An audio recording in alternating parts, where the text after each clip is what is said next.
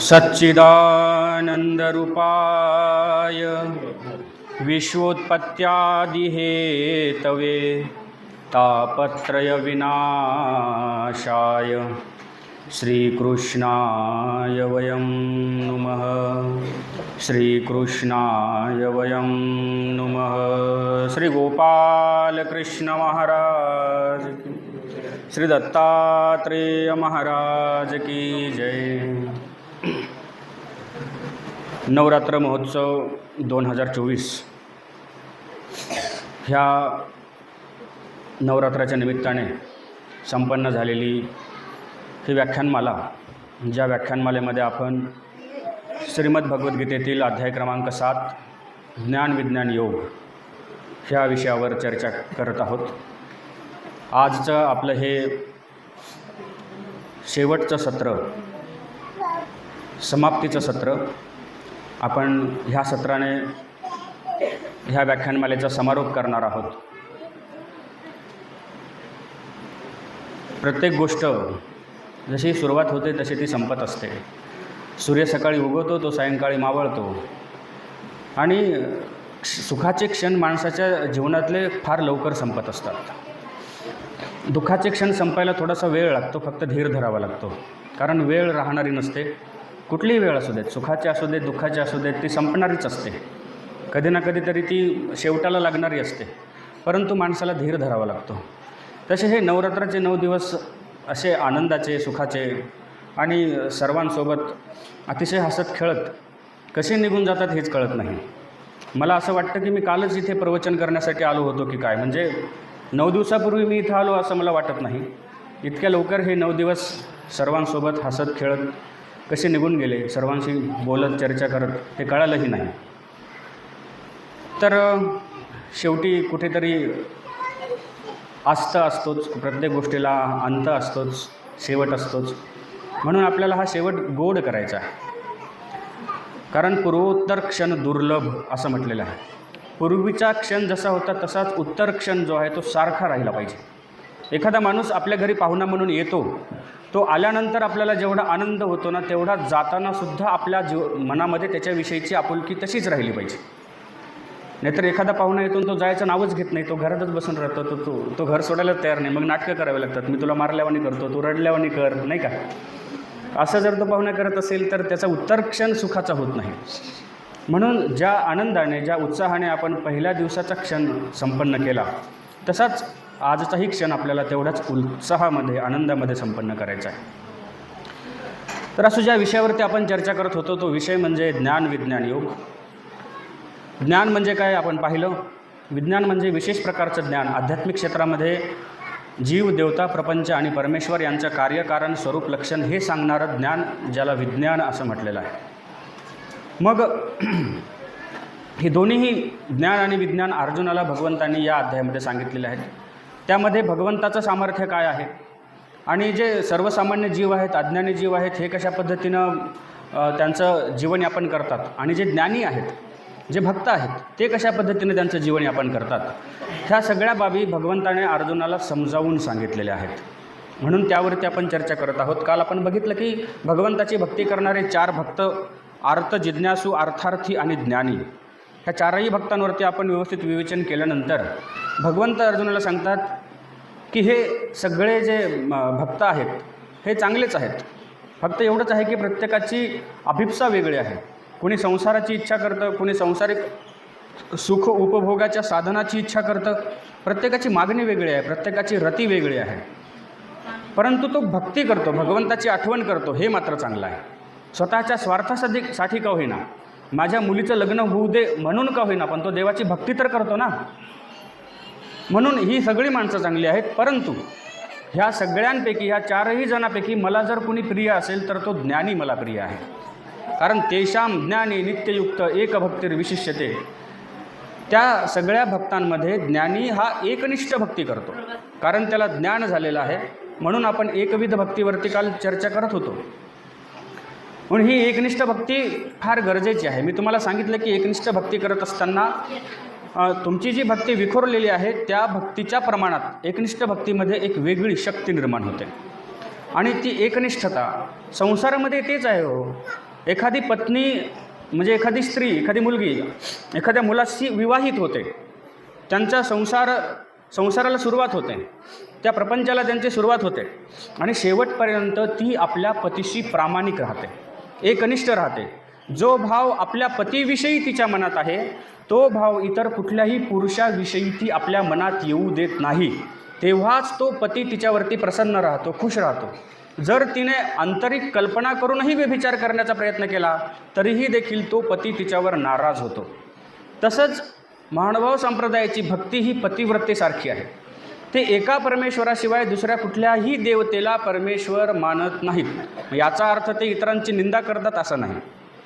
कारण एक दृष्टांत म्हणजे एक लीळा आहे. पद्मनाभी नावाचा सर्वज्ञ श्री चक्रधर स्वामींचा शिष्य नदीवरती कपडे धुण्यासाठी गेलेला आहे आणि त्या ठिकाणी अजून एक कुठला तरी बटूक विद्यार्थी त्या ठिकाणी आलेला आहे. आणि मग त्या भेट झाल्यानंतर ते एकमेकांना विचारपूस करतात, तुझं नाव काय, तुझं नाव काय, एकमेकांचं नाव सांगतात. बरं, मग तुझ्या गुरुचं नाव काय? मग पद्मनाभी सांगतो, माझ्या गुरुचं नाव श्री चांगदेव राऊळ, अर्थात सर्वज्ञ श्री चक्रधर स्वामी. मग तो विचारतो, तुझ्या गुरुचं नाव काय? तेव्हा तो दुसरा असणारा बटूक तो सांगतो, माझ्या गुरुचं नाव परमानुभवदेव असं आहे. मग तो परमानुभवदेव कोण म्हणतो असा? पद्मनाभी, सर्वज्ञ श्री चक्रधर स्वामींचा शिष्य. परमानुभव म्हणजे तुझ्या गुरुला फक्त परमाणू इतकाच अनुभव आहे का? इतका कमी अनुभव तुझ्या गुरुला आहे का? असं म्हटल्यावर त्या शिष्याला वाईट वाटतं. कारण कुणीही असो, आपल्या गुरुला म्हणा, आपल्या वडिलांना म्हणा, घरच्या माणसाला म्हणा, थोडंसं जर वाईट म्हटलं तर त्याचं माणसाला दुःख वाटतं. तसं त्या शिष्याला वाईट वाटलं, तो दुःखी झाला. तो त्याला बोलला काही नाही, पण त्याचं मन दुखवलं गेलं. मग त्यांचे कपडे सुकले, कारण तो कपडे धुवायसाठी गेलो, ते कपडे सुकले. तो जो दुसरा बटूक होता तो आपल्या आश्रमाकडे निघून गेला. हा जो पद्मनाभी होता हा आता आपल्या निवासस्थानाकडे, त्या मठाकडे, सर्वज्ञ श्री चक्रधर स्वामींच्या ज्या ठिकाणी मुक्काम आहे तिकडे निघाला. आणि तो पद्मनाभी दूरवरून येताना स्वामींना असा दिसला आणि स्वामी त्यांच्या प्रिय शिष्य असणाऱ्या बाईसांना म्हणतात, बाई घाला कवाडे, दरवाजे बंद करा. हा प्राणियाचे चैतन्य पळवून आला असे, हा कुणाचं तरी मन दुखवून आलेला आहे. आता येथून याचे मुख न पाहिजे, आता याचं तोंड पाहण्याची आमची इच्छा नाही, दरवाजे बंद करा. बाईसा म्हणतात, काय झालं, नेमकं काय झालं ते आम्ही तुम्हाला नंतर सांगू, तुम्ही दरवाजे बंद करा. शेवटी स्वामींचा आदेश आहे, स्वामींची आज्ञा आहे, देवाची आज्ञा कशी मोडायची, म्हणून दरवाजे बंद केले गेले. पद्मनाभी बाहेरून आवाज देतोय, दरवाजा उघडा, बाहेर ऊन खूप आहे, ऊन तापतंय, मला ऊन लागतायत, माझे पाय भासतायत, दरवाजा उघडा, मला आतमध्ये येऊ द्या. स्वामी येऊ नाही म्हणतात. बाईसा विनंती करतात, जीजी बिचारा बाहेर गरमीमध्ये उन्हामध्ये तापतो आहे, त्याला ऊन लागतंय, त्याला आतमध्ये येऊ द्या ना. स्वामी म्हणतात, ठीक आहे, आम्ही येऊ देऊ, पण त्यासाठी त्याला एक काम करायला सांगा. काय? संपूर्ण अंगाला शेण माती लावायची आणि संपूर्ण अंगाला शेण माती लावून ज्याचा अपमान केला, ज्या परमानुभव देवांचा त्याने अपमान केला ना, त्यांच्याजवळ जाऊन लोटांगण घेऊन त्यांना क्षमा मागायची. जर त्यांनी त्याला क्षमा केली, त्याला माफ केलं, जर त्यांनी स्वतः त्याला निरवलं, तर आम्ही त्याला घरामध्ये म्हणजे मठामध्ये येऊ देऊ, अन्यथा आम्ही त्याला येऊ देणार नाही. मग बाईसा गेल्या, त्याला सांगितलं, तुला जर मध्ये यायचं असेल तर तू ज्यांचा अपमान केलेला आहे, ज्यांचं मन दुखवलेलं आहे, त्यांच्याकडे अंगाला शेण माती लावून जा आणि त्यांची क्षमा माग. जर त्यांनी तुला क्षमा केलं, जर त्यांनी तुला निरोविलं, येऊ द्या म्हणून सांगितलं घरामध्ये, मठामध्ये, तर देव तुला येऊ देतील. पद्मनाभीच्या लक्षात आली आपली चूक, आपला अपराध लक्षात आला की आपण बोलत असताना आपल्या वाणीनं दुसऱ्याचं अंतःकरण आपण छेदलेलं आहे, त्याचं मन दुखवलेलं आहे. मग तो पद्मनाभी काय करतो? स्वामींची आज्ञा मानतो, अंगाला शेण माती लावतो, त्या परमानुभव देवाच्या आश्रमात जातो आणि तिथे जाऊन त्यांच्यासमोर साष्टांग लोटांगण घेतो आणि मला क्षमा करा, मला माफ करा. त्याच्या शिष्याने अगोदरच येऊन सगळं इतिवृत्तांत सांगितला होता की अमुक अमुक चांगदेव रावळांच्या शिष्यांनी मला असं म्हटलं की तुझ्या गुरुला परमाणू इतकाच अनुभव आहे का, त्याने माझं मन दुखलं, मला वाईट वाटलं. हे सगळं त्या परमानुभव देवाला माहिती होतं. मग ते जवळ गेले, त्याला उठवलं, अरे उठ उठ. आणि मग ते शिष्याला म्हणतात, बघा हे चांगदेव रावळांचे शिष्य आहेत, ह्यांच्याकडे अनुताप आहे, गेलेल्या गोष्टीचा पश्चाताप त्यांना झाला आणि चांगदेव रावळांनी म्हणजेच सर्वज्ञ श्री चक्रधर स्वामींनी त्याला आत घेतलं नाही, क्षमा मागण्यासाठी आमच्याकडे पाठवलं. आणि मग स्वतः ते परमानुभव देव त्यांना घेऊन आले, स्वामींना सांगितलं की आम्ही याला माफ केलं. मग स्वामींनी त्याला आपल्या जवळ घेतलं. तेव्हा स्वामी एक दृष्टांत, एक सूत्र सांगतात की वैरियाचा देव झाला म्हणूनही काही दगडे हाणूनही मारूनही फेडावा. अरे तुमचा तो उपास्य देव नाही आहे, तुमचं ते अधिष्ठान नाही आहे, म्हणून त्याचा अपमान करायचा, त्याची निंदा करायची अजिबात नाही. महानुभाव संप्रदायाचे अनुयायी जर इतर देवता एखाद्याच्या शेतामध्ये असतील तर त्या शेतामध्ये जेवणसुद्धा करत नाहीत. का तर आपली उष्टावळ तिथे सांडेल, त्याची दुर्गंध होईल आणि त्या देवतेला तिचा निरोध होईल. तिथे लघुशंका करत नाहीत, तिथे विष्ठेला बसत नाहीत. का तर आपल्या घाणीमुळे त्या देवतेला निरोध होईल, तिला त्रास होईल. इतकं काटेकोरपणे इतर देवतांचा सुद्धा सन्मान आणि आदर जेवढे त्याच संप्रदायातले लोक करत नसतील तेवढे महानुभाव करतात. मंदिरात कार्यक्रम असला तर मंदिराच्या पाठीमागे जाऊन लघुशंका करतील ती लोक, पण महानुभाव संप्रदायातली माणसं करत नाहीत. ते इतर देवतांचा आदर करतात. ही आमच्या स्वामींची शिकवण आहे. आणि मग ही एकविध भक्ती आपण पाहत होतो, एकनिष्ठ भक्ती आपण पाहत होतो की ही कशी आहे. जशी पतिव्रता आपल्या पतीसाठी एकनिष्ठ राहते, तद्वत महानुभाव संप्रदायाची भक्ती ही एकनिष्ठ आहे. महानुभाव संप्रदायात नव्हे. मी काल तुम्हाला अनेक प्रमाण मी काढले होते, ते मी तुम्हाला सांगत होतो की वारकरी संप्रदाय, वैष्णव संप्रदायसुद्धा एकविध भक्तीचा अट्टाहास करतो. अनेकांची स्तुती आम्हा ब्रह्महत्या, एका विनत्या पांडुरंगा. एका पांडुरंगाशिवाय आम्हाला इतरांची स्तुती आमच्यासाठी ब्रह्महत्या आहे. आणि म्हणून शतखंड माझी होईल रसना, जरी या वचना पालटेल, तुकाराम बाबा म्हणलेले आहेत. जर मी माझी एकनिष्ठ भक्ती सोडून दुसऱ्या कोण्या देवाला जर शरण गेलो तर शतखंड माझी होईल रसना, माझ्या जिभेचे तुकडे तुकडे होतील. एवढा अट्टहास वारकरी संतांनी धरलेला एकनिष्ठ भक्तीचा. पण आपण अलीकडे कुठं चाललो? बाकीचे देवदेव तर सोडा, आपण इतर संप्रदायाच्या इतर धर्मातल्या देवाला चाललेलो आहोत. मी त्या दिवशी सांगितलं तुम्हाला, आपण सैलानीला जातो, आपण मिस्किन देवाला जातो, आपले देवही आपल्याला पुरत नाहीत. माय बापा हो, भक्ती करायची असेल ना तर थोडी श्रद्धायुक्त करा, डोळसपणाने करा, थोडीशी ज्ञानयुक्त करा, विचारपूस करून करा. अंधश्रद्धेपटी कुठेही कोणालाही शरण जाऊ नका. कोणता तरी मामा येतो, कोणता तरी बाबा येतो, कोणता तरी गुरु येतो, कोणती तरी गुरुमाता येते आणि आपण निघालो त्यांच्या पाठीमागं. अरे त्याला कितपत म्हणजे ज्ञान झालेलं आहे, त्याला कितपत आत्मज्ञान झालेलं आहे, त्याला कितपत परमेश्वराचं ज्ञान झालेलं आहे, त्याचा अधिकार काय आहे, त्याचं तत्त्वज्ञान किती म्हणजे पातळीवरती त्याचं पोचलेलं आहे, तो खरंच आपल्याला जन्ममरणाच्या फेऱ्यातून मुक्त करणार आहे का? पण आपण केवळ आपल्या क्षणिक सुखासाठी, क्षणिक स्वार्थपूर्तीसाठी नको त्याला शरण जातो, नको त्याच्या मागे जातो. ज्याच्या मागे जात आहे ना, थोडासा विचार करा. ज्याची भक्ती करता हे करत असताना नेमकं आपण का करतो आहोत, आणि जे करतोय आपण त्यांना आपलं हित होणार आहे का, आपलं जे साध्य आहे ते आपल्याला प्राप्त होणार आहे का, हा विचार आपल्याला करणं गरजेचं आहे. संत ज्ञानेश्वर म्हणतात की जैसा वेश्या भोगी कवडा वेचे, पुढती दारही चेपू नये तियेचे, ऐसे लाजिरवाने दीक्षितांचे काय सांगू. एखादा पुरुष आहे तो वेश्येकडे जातो, ती वेश्या त्याच्याकडून पैसे घेते आणि पैसे घेऊन त्याला शरीर सुख देते. पण कधीपर्यंत देते? जोपर्यंत त्याच्याजवळ पैसा आहे, तो श्रीमंत आहे, त्याच्या खिशामध्ये नोटा आहेत, तोपर्यंत ती वेश्या त्याला आपल्याजवळ येऊ देते. जेव्हा त्याच्या खिशातले पैसे संपतात, तो गरीब होतो, तो कंगाल होतो, तेव्हा ती वेश्या त्याला दारात सुद्धा उभं राहू देत नाही. संत ज्ञानेश्वरांनी उदाहरण दिलं आहे.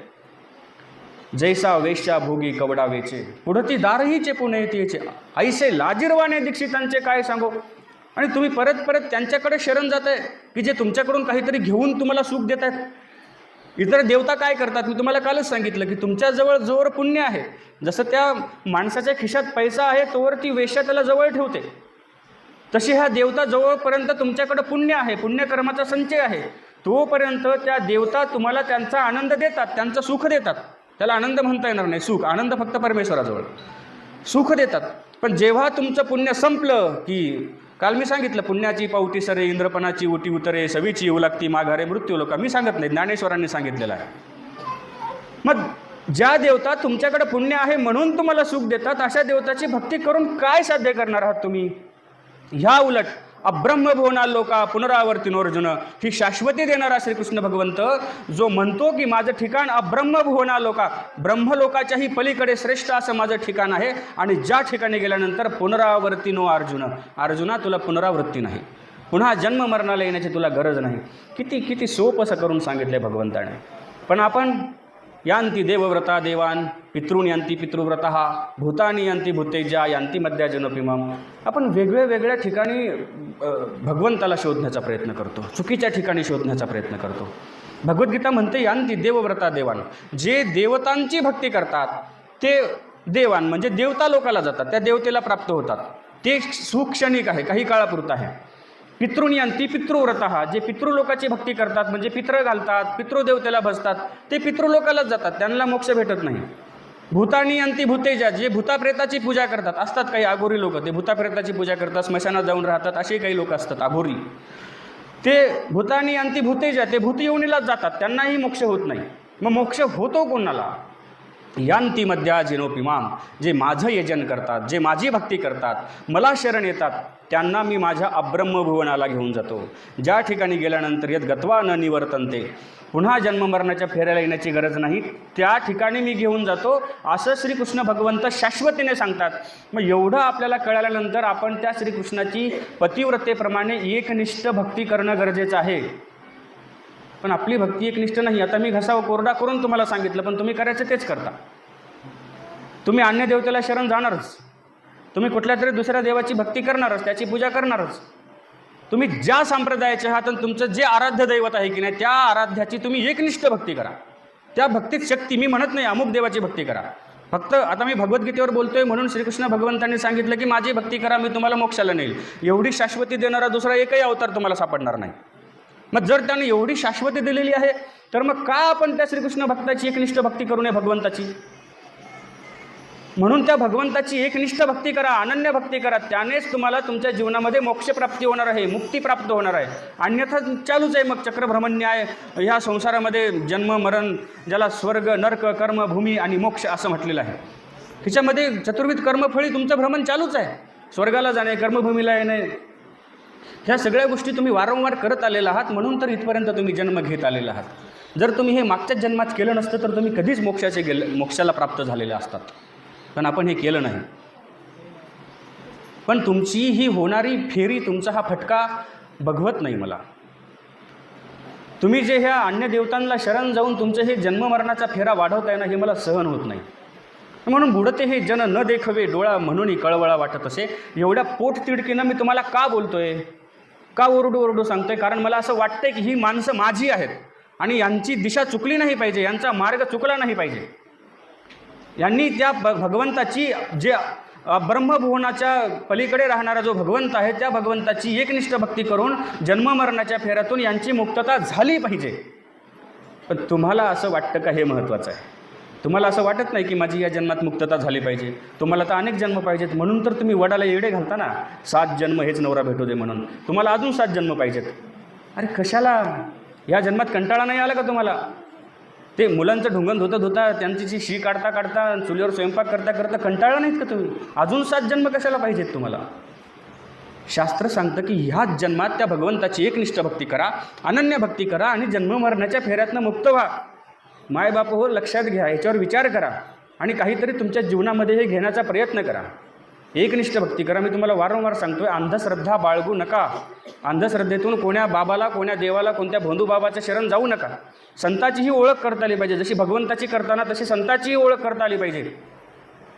वरी भगवा झाला नामे, अंतरी भरला क्रोध कामे, त्याशी म्हणून हे साधू जगी विटंबना बाधू. फक्त भगवे कपडे घातले, हे असे साधूचे कपडे घातले आणि आतमध्ये विकाराने भरलेला आहे, वासनेने भरलेला आहे, त्याच्या अंतःकरणामध्ये सुखोपभोगाच्या लालसा अजूनही जिवंतच आहेत. आणि अशाला शरण गेल्यानंतर तुम्हाला तो जन्ममरणाच्या फेऱ्यातून मुक्त करेल. अरे त्याला त्याचाच रस्ता सापडला नाही, तो तुम्हाला काय रस्ता दाखवणार? जे खरे संत होते ना, ते मार्ग दावून गेले आधी दयानिधी संत, ते तुम्हाला रस्ता दाखवून गेलेत. तुम्हाला काही करायची गरज नाही. सगळ्या जागोजागी पाट्या लावलेल्या आहेत. परभणी किती किलोमीटर आहे, परभणीकडे कोणीकडून जायचं, बांध दाखवलेले, सगळं संतांनी करून ठेवले. तुम्हाला फक्त त्यांची पायवाट शोधायची आहे, त्या रस्त्यावरती तुम्हाला मार्गस्थ व्हायचं आहे. हे समजून घ्या, तर काहीतरी फायदा आहे. नाहीतर तुम्ही दरवर्षी मला प्रवचनाला बोलवता, वारेमाप दक्षिणा देता, तुमचाही पैसा वाया गेला आणि माझी बडबड वाया गेली. फायदा काय त्याचा? बरोबर आहे. म्हणून हे थोडंसं तुमच्या अंतःकरणात उतरवण्याचा प्रयत्न करा. एकनिष्ठ भक्ती करा, अंधश्रद्धेनं भक्ती करू नका. डोळसपणे भक्ती करा जर तुम्हाला भक्ती करायची असेल. ज्या देवाची भक्ती आपण करतोय तो खरंच आपल्याला मोक्ष देणारा आहे का? ओळख करून घ्या त्या मोक्षदात्याची, भीती नाही तुम्हाला त्या घोर नरकाची, असं म्हटलेलं आहे. ते मोक्षदान करणाऱ्या परमेश्वराची ओळख आपल्याला पहिले झाली पाहिजे. तो कोण आहे हे कळायला पाहिजे. हेच मी तुम्हाला सांगतोय की भगवान श्रीकृष्णाशिवाय मोक्ष देणारा दुसरा कुणीही नाही. म्हणून त्या श्रीकृष्णाला अनन्य शरण जा. एकनिष्ठतेने एकविध भावाने त्याला शरण जा, त्याची भक्ती करा. आणि त्याची भक्ती केल्यानंतर निश्चित तो तुम्हाला मोक्षाला नेल्याशिवाय राहणार नाही. याची शाश्वती मी तुम्हाला देतो. भगवंताने तर दिलेलीच आहे, पण इथल्या पुरत्या लोकांना मी इथे तुम्हाला शाश्वती देतो की तो भगवंत निश्चित तुम्हाला जन्ममरणाच्या फेऱ्यातून काढून तो मुक्तीला नेणार आहे. आणि म्हणून भगवंत म्हणतो की मला तो भक्त आवडतो जो ज्ञानी तर आहेच, परंतु एक भक्तिर्विशिष्यते, त्याची भक्ती ही एकनिष्ठ भक्ती आहे. आपल्या निष्ठा वेळोवेळी बदलतात. जो पक्ष सत्तेमध्ये आहे त्या पक्षावरती आपली निष्ठा असते. त्या पक्षाची सत्ता गेली, भाजपची सत्ता गेली, काँग्रेसची आली की आपली निष्ठा बदलते, आपण काँग्रेसमध्ये जातो. बरोबर आहे. काँग्रेसचं राज्य गेलं, पुढे राष्ट्रवादी काँग्रेस आली की आपण राष्ट्रवादीमध्ये जातो. आपली निष्ठा क्षणाक्षणाला बदलत असते. आपली निष्ठा स्थिर राहत नाही. अवघड आहे. निष्ठा स्थिर ठेवणं खरंच अवघड आहे. परंतु जर तुमचा निश्चय दृढ असेल, जर तुमची धारणा निश्चित असेल, निश्चल असेल, अविचल असेल, तर निश्चितपणे तुम्हाला त्या भगवंताला शरण जात असताना तुम्हाला ती एकनिष्ठ भक्ती साध्य करता येईल. पण आपण अंधश्रद्धेमध्ये गुरफटून पडलेलो आहोत. अंधश्रद्धा, आपल्याला खूप अंधश्रद्धा आहेत. काही माणसं माझ्याकडे येतात, त्याच्या लेकराला दुखणं आलं, बाबा एक काम करा, माझ्या लेकराला 4-5 दिवसापासून ताप येते, थोडंसं इभीत करता का त्याला? इभीत, आमच्याकडे इभीत म्हणतात. ते पाणी घ्यायचं, ते देवाच्या नावावर आणि त्याच्या तोंडावर मारायचं आणि झालं, हा त्याचा रोग निघून जाणार. असं पाणी मारल्याने रोग निघून जातो का? इभीत केल्यानंतर रोग निघून जात असतो का? त्याला डॉक्टरकडे जावं लागेल ना. जेव्हा रामायणामध्ये लक्ष्मणाला शक्ती लागली त्यावेळेस मग तिथं मांत्रिक नव्हते का? साधू संत ऋषीमुनी नव्हते का? त्यांना बोलवायचं, इभीत करायचं, जिवंत करायचं. पण औषध आणायला पाठवलं हनुमंताला, बरोबर आहे. औषधानं इलाज केला की नाही? का मारले मंत्र कोणते? मंत्रानं जिवंत केलं का? औषधच मागवलं, औषधानेच जिवंत केलं. व्याधी या औषधानेच बऱ्या होतात माय मावल्या हो. पाणी मारल्यानंतर कोण्या बाबाचा अंगारा घेतल्यानं नीट होत नसते, लक्षात घ्या. अंधश्रद्धा सोडा. एक अंधश्रद्धा तुम्ही तुमच्या मनामध्ये बाळगतात, त्या अंधश्रद्धेमध्ये तुमचं जीवन जगत असतात. ह्या गोष्टी तुम्हाला कळायला अजून खूप वेळ लागणार आहे. आपण खूप मागासलेले आहोत, खूप मागे आहोत. भक्तीच्या मार्गाने म्हणतोय बरं का, मी गैरसमज करून घेऊ नका. भक्तीच्या मार्गाने आपण मागासलेले आहोत. नाही तर तुम्ही म्हणाल बाबा आम्हाला मागासलेले म्हणतायत, असं मला म्हणायचं नाही. भक्ती मार्गामध्ये आपलं मागासले पण अजूनही खूप प्रमाणामध्ये आहे. आपल्यात अजूनही अंधश्रद्धा आहेत. आपण कितीतरी गोष्टींना नको त्या गोष्टी ज्या परंपरेनं आलेल्या आहेत त्या पाळत असतो. एका घरी काय होतं, पित्राचे दिवस होते, पित्र घालायचे होते आणि मग ते पित्राची सगळी तयारी केली त्या बाईनं आणि ती खीर बासुंदी वगैरे जे काही पुऱ्या वगैरे करून ठेवल्या होत्या. आणि अचानक एक मांजर कुठून तरी आले आणि तिने त्या खिरीमध्ये तोंड घातलं. त्या बाईला खूप राग आला. तिनं ते मांजर घेतलं, इळा घेतला, त्या इळ्यानं मांजरीला मारलं आणि ती मांजर आता बाहेर कुठं नेऊन टाकावी, लोकांना माहीत होईल म्हणून घरातल्या कणगीमध्ये लपून ठेवली. हे तिच्या सुनेनं पाहिलं आणि मग लोकांना बसवलं जेवायला. लोक जेव घातले. मग पुढच्या वर्षी पित्र आले, तोपर्यंत ही सासू म्हातारी झाली होती, हिला मधातच कधीतरी अटॅक आला, ही मरून गेली. आता सगळी सुविधा कोणाकडे आली, हे काम करण्याची म्हणजे हे कार्य सुनेकडे आलं. पर्यायानं सासू मेली म्हणजे सुनेला ते करावं लागणार. सगळी तयारी झाली. माणसं बोलवले घरातल्या लोकांनी. ते माणसं आले, जेवायला बसायचं. तेवढ्यात ती घरच्यांना म्हणते पटकन जा, एक मांजर पकडून आणा. कशाला? ती कापून कणकीत टाकावं लागते, त्याच्याशिवाय लोकांना जीव घालता येत नाही. म्हणजे तिनं पाहिलं काय, अनुकरण केलं कशाचं? अरे ही अंधश्रद्धा आहे. तिनं केलं कशासाठी? आपल्याकडे ज्या परंपरा आल्या ना, ह्या प्रत्येक परंपरेला एक कारण आहे आणि त्या कारणामुळे ह्या सगळ्या गोष्टी उद्भवलेल्या आहेत. पण आपण त्याच्यामागचं कारण जाणूनच घेत नाही. आपण फक्त आपल्या वडिलांनी केलं, आपल्या आजोबांनी केलं, आमच्या सासूने केलं आणि मग आता आम्ही करतो. ह्या परंपरा म्हणजे फक्त अंधश्रद्धेतनं निर्माण झालेल्या आहेत. म्हणून प्रत्येक गोष्टीवर विचार करा. स्वतःला कळत नसेल तर एखाद्या ज्ञानी माणसाला विचारा. अंधश्रद्धेनं भक्ती पूर्ण होत नाही. अंधश्रद्धेनं केलेल्या भक्तीने मुक्ती प्राप्त होत नाही. डोक्यातल्या अंधश्रद्धा दूर करा. तुमची श्रद्धा आहे म्हणून तुम्हाला बरं वाटेल, हा तुमच्या श्रद्धेचा भाग झाला. त्या साधूनं ते पाणी दिलं, तुमची देवावर श्रद्धा आहे, त्या साधूवर श्रद्धा आहे म्हणून तुम्हाला बरं वाटेल, हा तुमच्या मानसिकतेचा भाग झाला. डॉक्टर तरी काय करतात? एखादा डॉक्टर बोलणारा असतो, जवळ गेला, काय झालं तुम्हाला, कसं वाटतंय, बरं वाटतंय का, थांबा तुम्हाला भारीच इंजेक्शन देतो, 2 मिनिटात तुम्ही बरे झाले पाहिजे. आणि खरंच इंजेक्शन दिलं की त्याला 2 मिनिटात बरं वाटतं. त्याचं शरीर बरं झालेलं नसतं, त्याचं मन बरं झालेलं असतं. बरोबर आहे ना? एका घरामध्ये एक आजोबा म्हातारे आहेत. आजोबा म्हणजे म्हातारेच असतात आणि मग त्यांचं काहीतरी दुखत होतं म्हणून ते डॉक्टरकडे गेले. डॉक्टरांनी त्याला इंजेक्शन दिलं, काही गोळ्या दिल्या. म्हणजे संध्याकाळी झोपताना ह्या गोळ्या घ्या, तुम्हाला शांत झोप लागेल. म्हणजे ठीक आहे. ते घरी आले, देवळीमध्ये गोळ्या ठेवल्या. त्यांचं काही दिवसभराचं काम असेल, थोडंफार आराम केला वगैरे, संध्याकाळ झाली, जेवण केलं, गोळ्या घ्यायच्या. आता उठून जावं वाटत नव्हतं देवळीपर्यंत. पिंट्याला बोलवलं, पिंट्या इकडे ये रे, त्या देवळीत माझ्या गोळ्या ठेवलेल्या घेऊन ये. पिंट्या गेला, देवळीतल्या गोळ्या घेऊन आला.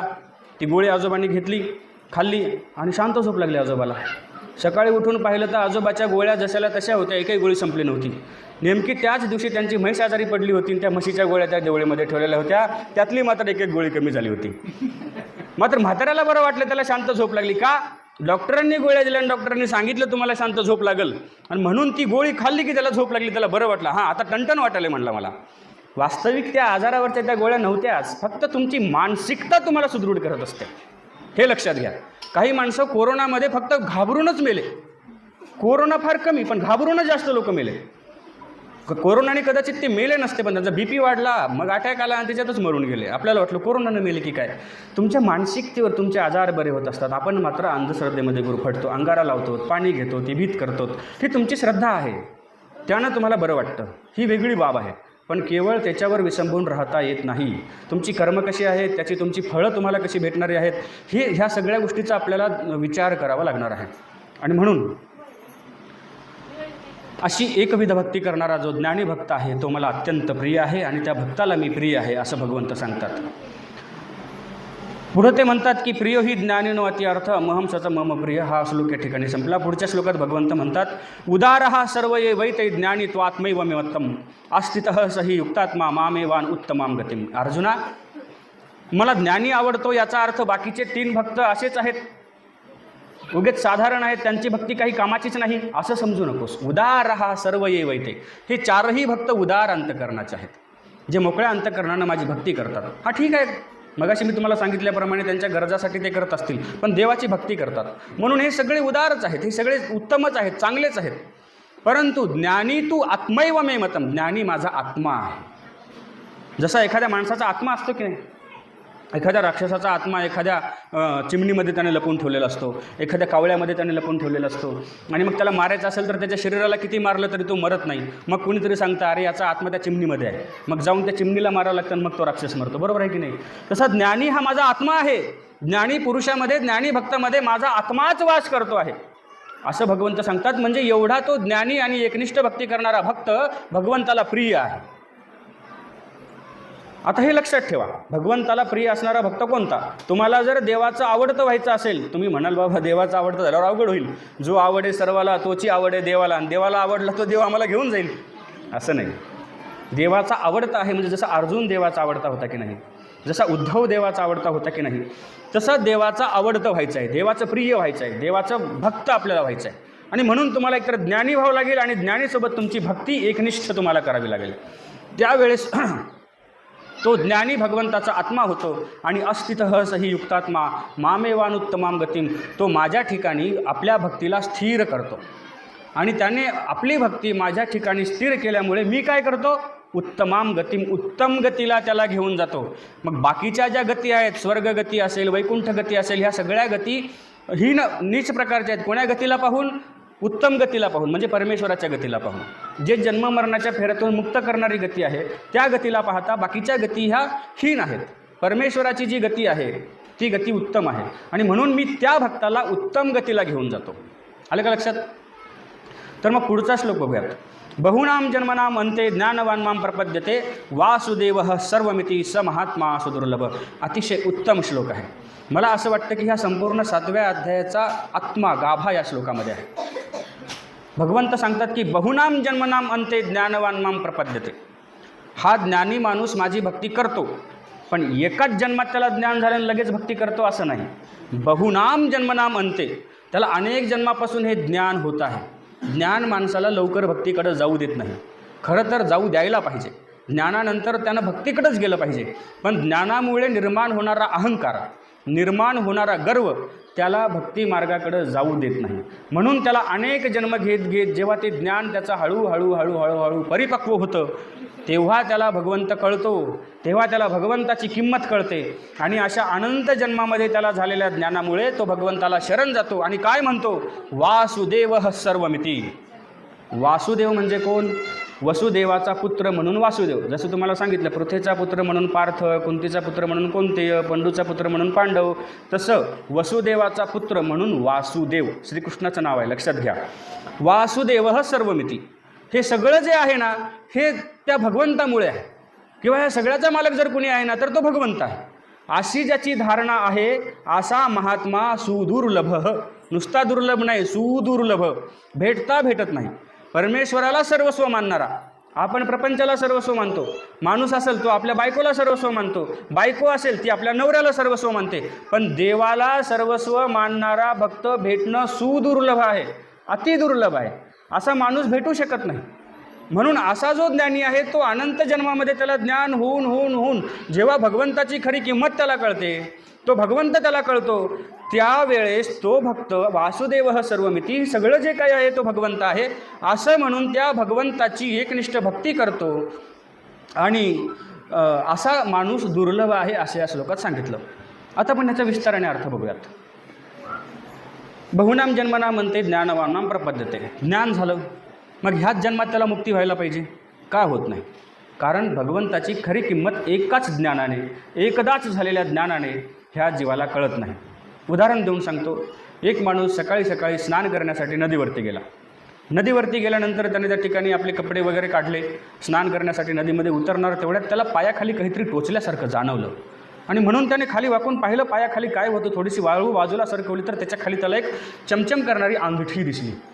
त्याला वाटलं काय अंगठी तर नदीत पडली, म्हणजे काय 10-20 रुपयाची अंगठी असेल, ज्याला आपण काय म्हणतो बेंटेक्स, बरोबर ना, अशी बेंटेक्सची वगैरे ही अंगठी असली पाहिजे, काहीतरी खडा त्याच्यामध्ये बसवला आहे, बरं जाऊ 10-20 रुपयाची का असं ना, लेकराला देऊ आपण म्हणून तो आपल्या सदऱ्याच्या खिशामध्ये तिला ठेवतो.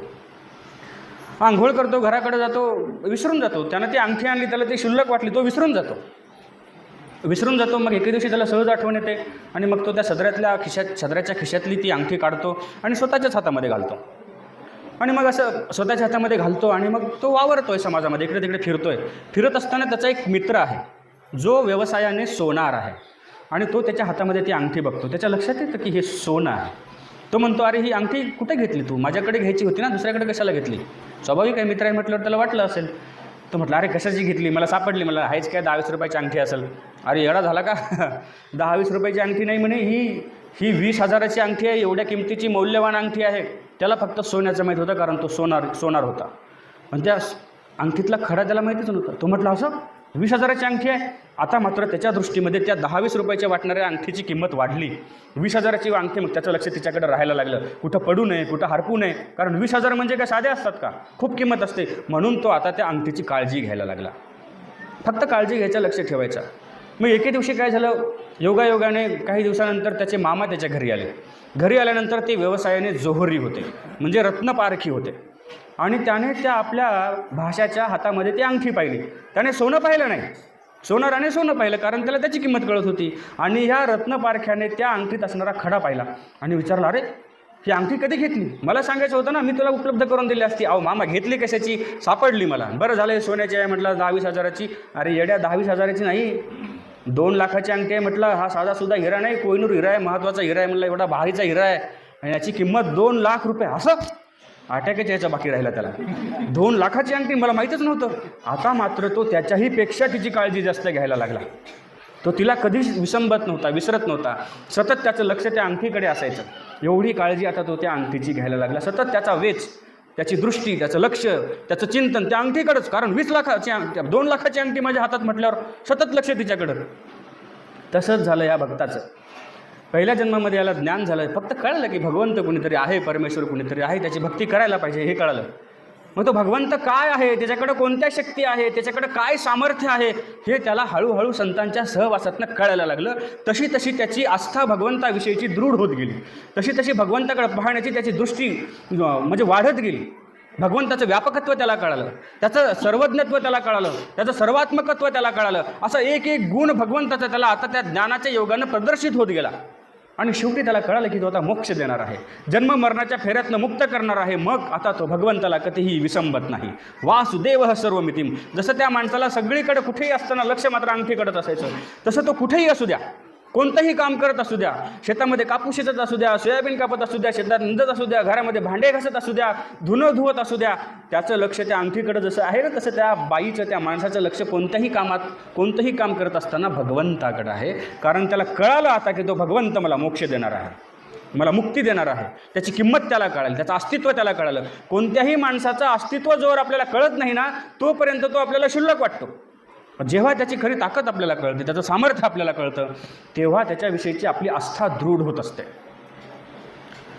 आणि म्हणून असा हा भगवंत आहे. त्याची किंमत आपल्याला कळाली नाही, त्या परमेश्वराची किंमत आपल्याला कळत नाही.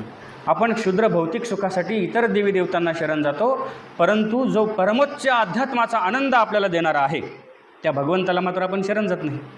कारण आपल्याला छोट्या छोट्या गोष्टी हव्या असतात, छोट्या छोट्या गोष्टी पाहिजे असतात, आणि छोट्या छोट्या गोष्टीसाठी आपण देवी देवतांचा आधार शोधतो. पण तो भगवंत हे सगळं देणारा आहे. लोक म्हणतात, बाबा आम्ही लक्ष्मी नाही मांडलं तर आमच्या घरातली लक्ष्मी निघून जाईल. अजिबात नाही. अरे त्या लक्ष्मीपेक्षा खूप तुम्हाला देणारा तो भगवंत, तो परमेश्वर बसलेला आहे. ती लक्ष्मी तुम्हाला देऊन देऊन काय देईल? पैसा देईल, धन देईल, द्रव्य देईल. अरे पण तुम्हाला आत्मिक समाधान देणारा कोण आहे? त्या लक्ष्मीचा मालक तो भगवंत आहे. त्याला शरण जा ना, त्याची भक्ती करा. काय होतं? झालं तुमचं काही कमी तर माझ्याकडे आहे, मी देतो तुम्हाला. हां ठीक आहे, हरकत नाही. मला तरी काय करायचं? समाजाच्या हितासाठीच वापरायचं, माझ्याकडून घेऊन जा. हे लक्षात घ्या तुम्ही. ज्या लक्ष्मीसाठी तुम्ही एवढा विचार करतात तिचा मालक तो भगवंत आहे, आणि म्हणून त्याची एकनिष्ठ भक्ती करा. बाकीच्या पसाऱ्यात गुंतून पडूच नका. त्या आमदार खासदार मुख्यमंत्री प्रधान ह्यांच्या इच्छा गुंतूच नका. डायरेक्ट राष्ट्रपतीकडे तुम्ही निघून जा, त्याच्याशी संपर्क साधा. हे छोटे मोठे काय करणार आहेत तुमचे अधिकारी? काही नाही करू शकत. म्हणून त्या भगवंताची एकनिष्ठ भक्ती करा, जो सर्वोच्च आहे, सर्वात्मक आहे, सर्वातीत आहे. असा जो भगवंत, त्याची एकनिष्ठ भक्ती केली की मग जमतं. तुम्ही म्हणाल, बाबा हे भक्ती मार्ग वगैरे सगळ्या किचकट गोष्टी आहेत, थोड्याशा अवघड आहेत, आमच्यासारख्या माणसाला हे शक्य होणार आहे का? मलाही तोच प्रश्न पडतो की मी तुम्हाला सांगतो एवढं सगळं एवढं उच्च, पण तुम्हाला ते शक्य होईल का? तुम्हाला ते झेपल का? तुमच्याकडून ते साध्य होईल का? तुम्हाला ते करता येईल का? ठीक आहे, हरकत नाही. तुमच्या पातळीवर येऊन बोलतो थोडंसं. तुम्हाला भगवंताची भक्ती नाही करता आली, हरकत नाही. तुम्हाला मंदिरात नाही जाता आला, हरकत नाही. तुम्हाला एकनिष्ठ भक्ती करता आली नाही, हरकत नाही. पण समाजात वावरत असताना मी जसं तुम्हाला मागेही सांगितलं की तुमच्यामध्ये प्रेम ठेवा, नम्रता ठेवा, सहिष्णुता ठेवा, परोपकार ठेवा, समाजाविषयी आपलेपणा ठेवा. साने गुरुजींनी सांगितलं ना, साध्या सोप्या भाषेत तुम्हाला सांगितलं की नाही, खरा तो एकची धर्म जगाला प्रेम अर्पावे. जगी जे दीन अतिपतित, हीन अतिपतित, दीनपद दलित, तया जाऊन उठवावे, जगाला प्रेम अर्पावे. किती सोपं सांगितले तुम्हाला. धर्म वगैरे, अध्यात्म, देवधर्म हे तुम्हाला नाही करणं होत का? ठीक आहे, म्हणजे करू नका असं मला म्हणायचं नाही. पण जर नाही करणं होत तुम्हाला, तुमच्या डोक्यात ते नाही शिरत, तुम्हाला झेपत नाही, तर किमान समाजात जगत असताना तुमच्यात प्रेम ठेवा, आपुलकी ठेवा, नम्रता ठेवा. नम्र झाला भूता तेने कोंडिले अनंता. तुम्हाला नम्र होता आलं की तो भगवंत आपोआप तुमच्याजवळ येतो. तुम्ही त्याची भक्ती नाही केली तरीही चालेल, पण तुम्हाला नम्रता घेता आली पाहिजे. पण आपल्याला नम्रता घेता येत नाही. अहंकार आपल्यामध्ये आहे. निर्विकार व्हा. निर्विकार आपल्याला होता येत नाही. विकाराचा वास आपल्या शरीरामध्ये, आपल्या आत्म्यामध्ये सतत आहे. म्हणून तर आपण इंद्रियाच्या साहाय्याने विषयाचा उपभोग घेतून त्या विकारामध्ये रसरूप होतो. एक एक गोष्ट आपल्याला आवडून टाकते. ती विकार वासना आपल्याला काय करते की आपण खूप काहीतरी मोठं झालो, आपलं अहंकार आपल्याला काय, आपण काहीतरी खूप मोठे झालो असं आपल्याला जाणवतं. आपली भूकच भागत नाही, वासनेची भूकच भागत नाही, कामतृप्तीच आपली होत नाही, कारण आपण त्यात गुरफटलेलो आहोत. जसा तो भुंगा त्या विष्ठेमध्ये गुंतून पडलेला, त्या भुंगा तो विष्ठेचा गोळा करतो. तुम्ही पाहिला का तो किडा? जर तुम्ही कधी, आता त्याला काय म्हणायचं, सरळ भाषेत बोलायला गेलं तुम्हाला वाईट वाटेल. जिकडे तुम्ही सकाळी शौचाला जाता, ज्या भागात, त्याला काय हागंदरी काहीतरी म्हणतात, तिकडे एक किडा असतो बघा. तो किडा काय करतो, त्या विष्ठेचा गोळा करून ढकलत ढकलत ढकलत ढकलत ढकलत नेत असतो. बरोबर आहे. आणि तेच त्याचं खाद्य असतं. त्याचा एक मित्र होता भुंगा. हाही भुंगा आहे, तोही भुंगाच आहे, तो त्याचा मित्र आहे. पण तो मित्र, जसा आपला एखादा मित्र शहरामध्ये राहतो, तसा तो भुंगा, जसं तुमचा एखादा मित्र पुण्यात राहतो, मुंबईत राहतो, नाशिकमध्ये राहतो, आणि मग येणं एखाद्या वेळेस माझ्याकडे तुम्हाला बोलवतो, तसं त्याचा तो मित्र कमळाच्या फुलामध्ये राहतो. आणि हा भुंगा कुठे राहतो सांगितलं मी तुम्हाला, आता परत सांगायला लावू नका मला. तर मग तो त्याला म्हणतो, अरे एखाद्या वेळेस घरी ये. हां, वहिनी, तुझी वहिनी म्हणते किंवा एखाद्या वेळेस तुमच्या मित्राला बोलवा, आपण त्याला पाहुणचार करू. एखाद्या वेळेस ये. तो आपल्या पत्नीला विचारतो, जाऊ का मी? माझा मित्र खूप आग्रह करतो आहे, त्याच्याकडे जाऊ का? ती म्हणते ठीक आहे, जा, काय हरकत नाही. मग तारीख ठरते, तो रिझर्वेशन करतो. म्हणजे आता भुंग्याला काय करायचं रिझर्वेशन, पण एक लक्षात या गोष्टीचा भाग आहे. आणि मग ठरल्याप्रमाणे निघतो. पण निघताना त्याला आठवण येतात, तिथे गेल्यानंतर तो शहरात राहणारा, त्याच्याकडे आपली ठेचान भाकर भेटणार आहे का खायला? त्याच्याकडे असतात फुलके, भारी भारीच्या भाज्या, स्वादिष्ट त्या मसाल्याच्या, आपल्याला सहन होईल का? म्हणून आपण आपली भाकर भाजी सोबत घेऊन जाऊ. म्हणजे त्यानं काय सोबत घेतलं? आलं का लक्षात तुमच्या? त्याची भाकर भाजी म्हणजे त्यानं त्या विष्ठेचा तयार केलेला एक गोळा आपल्या बगलेमध्ये लपवून घेतला आणि निघाला आपल्या मित्राकडं. आता तिथं गेल्यानंतर त्या मित्रांनी त्याचं स्वागत केलं, आदरातिथ्य केलं, त्याच्या पत्नीनेही स्वागत केलं. या भाऊजी या, बरं झालं तुम्ही आलात, आमच्या विनंतीला मान दिला, आमच्या गरिबाचं झोपडं पावन झालं तुम्ही आल्यामुळे, मान दिला, सत्कार दिला. मोठी माणसं इतरांना सत्कार देतात, ज्यांचं मन मोठं आहे ते. दिला सत्कार.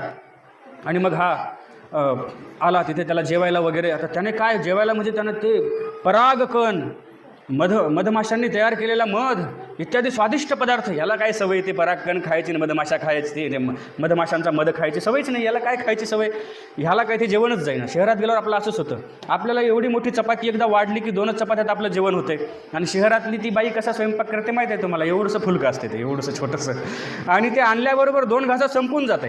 ती दुसरी चपाती वस्तूवर वाट पाहत बसावं लागते हात धरून, मागू की नको, मागू की नको, मागू की नको म्हणून आपलं पोटच भरत नाही, अर्धवट पोटाने उठावं लागतं आपल्याला. तशीच अवस्था त्या विष्ठेतल्या भुंग्याची झाली. त्याला ते वाढलं पण त्याला सवयच नाही ना ते खायची, त्या परागकणाची सवय नाही ना, त्या मधाची सवय नाही, मधुपर्काची. काय करावं, खाल्लं कसं तरी 2-4 घास, बस झालं म्हटलं, माझं पोट भरलं, माझं पोट जरा बिघडलेलं आहे म्हटलं, मला काही सहन होत नाही, जाऊ दे म्हटलं. मग आता संध्याकाळ झाली. संध्याकाळ झाल्याबरोबर कमळाची एक विशिष्ट म्हणजे त्याची विशिष्टता आहे, ते कमळ रात्रीच्या वेळेस बंद होतं, सकाळ झाली की ते विकसतं, ते पुन्हा फुलतं, पुन्हा रात्र झाली की पुन्हा बंद होतं. याला माहीतच नाही ना, याला मोकळ्या आपल्या चांदण्यांमध्ये मोकळ्या ढगाखाली झोपायची सवय, मोकळ्या आभाळाखाली. आणि ते कमळाचं फूल झालं बंद, याला झालं कोंडल्यासारखं. याला बाहेर कुठं फिरायला जाता येईना, मित्रासोबत जाऊन बसा कुठेतरी कट्ट्यावर, बिड्या उडत नाही, त्याला काहीच जमायला तयार नाही. आता काय करावं, आणि एकतर त्या वासाची सवय नाही, कमळातल्या फुलातला सुगंध. आता हे मग पाहुणे आलेत बा, पाहुण्याला कशाला आपल्यामध्ये म्हणून त्याला वेगळी खोली दिली, म्हणजे वेगळ्या एका पाकळीमध्ये त्याला नेऊन झोपवलं, तुम्ही इथे आराम करा.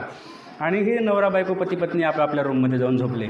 मग आता विचार करण्यासारखी गोष्ट आहे की त्याला तिथं ती सवय नाही, त्या परागकणाच्या सुगंधाची सवय नाही. यानं म्हणला काय सगळा पोटमारा झाला, जेवण बरोबर झालं नाही, काही नाही, हे एकतरी त्या गदळ वास यायला. खरं तर तो चांगला वास आहे, पण त्याला तो गदळ वाटतोय.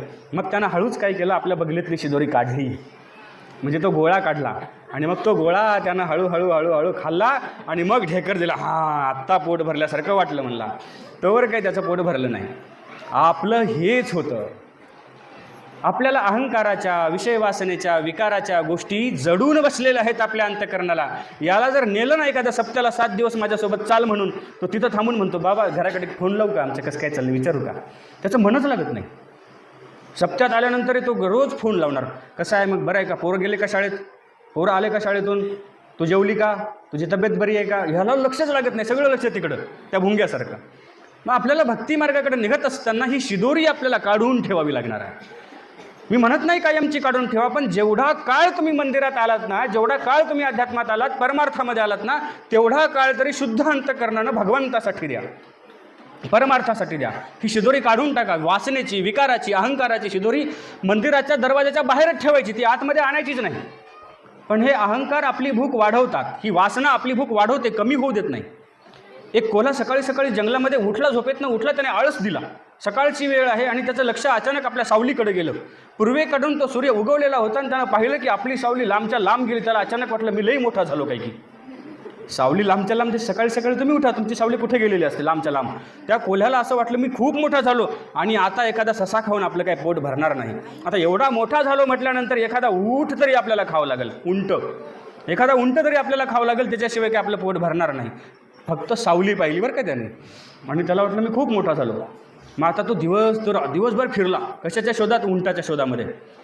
उंट कुठं भेटतो का, उंट कुठं भेटतो का, खूप मोठा झालो, उंटापेक्षा मोठा झालो, उंटाला मारणार, उंटाला खाणार, माझी भूक भागवणार. त्याला दुपार म्हणजे 11, 11:30 वाजले, त्याची नाश्त्याची वेळही निघून गेली. पोटामध्ये कावळे ओरडत आहेत, भूक लागलेली आहे, अनेक ससे तिच्या जवळून गेले. पण त्याला वाटलं सशाने काय पोट भरणार आपल्याला उंट खायचं आहे, म्हणून तो उंटाच्या शोधामध्ये फिरतो आहे. आणि मग त्याला दुपारपर्यंत तो फिरला थकला तो. आता उंट काय त्याला सापडलाच नाही. म्हटलं आता कसं पोट भरायचं, म्हणून एका ठिकाणी थकून बसला, आणि बसल्यानंतर त्याचं लक्ष पुन्हा एकदा आपल्या सावलीकडे गेलं. सावलीकडे गेल्यानंतर त्याला, अरे एवढीशी सावली, आपण इतकं लहान कधी झालो, सकाळी तर एवढे मोठे होतो आणि आता इतके लहान कसे काय झालो, आता ससा काय करायचं, एवढीशी खारुताई खाल्ली तरी आपली भूक भागेल. आणि ही त्याच्या लक्षात आलं. ही सावली वाढण्याची जी अंधश्रद्धा तुमच्या मनात निर्माण होते, ही भावना तुमच्या मनात निर्माण होते ना, ही भावना तुमच्या मनात वासनेमुळे निर्माण होते, ही अहंकारामुळे निर्माण होते. तुमच्या जीवनाची सुरुवात, तुमचं तारुण्य तुमच्या अंतःकरणामध्ये विषय वासनेमुळं, अहंकारामुळं तुम्हाला मोठं असल्याचा भास करून देते. हां, माझ्यासारखा कोणीच नाही, माझ्या एवढा मोठा कोण येते, येऊ दे, मी त्याला दाखवतोच, मी बघतोच त्याच्याकडे कोणता आहे ते. म्हणजे तारुण्यामध्ये माणसाला फार पिसा असतं, आपल्या शक्तीचं घमंड असते. जसं त्या कोल्याला वाटलं होतं की मी फार मोठा आहे, तसं ह्या तरुण माणसाला वाटतं की मी फार मोठा आहे. आणि म्हातारा झाल्यावर त्याला कळतं की अरे आपण काहीच नाही आहोत. आपले डोळे गेले, आपले कान गेले, आपले हातपाय गेले, जाग्यावरचं उठून तिथपर्यंत जाता येत नाही, काठीशिवाय चालता येत नाही. मग त्याला कळतं की आपण काहीच नाही आहोत, आपण क्षुद्र आहोत. हे तेव्हा माणसाला कळतं. आणि मग ही जाणीव उशिरा झाल्यानंतर तुमच्या काहीही उपयोगाची नाही. सर्वज्ञ श्री चक्रधर स्वामी सांगतात, जोची अवसरू विषया तोची ब्रह्मविद्ये.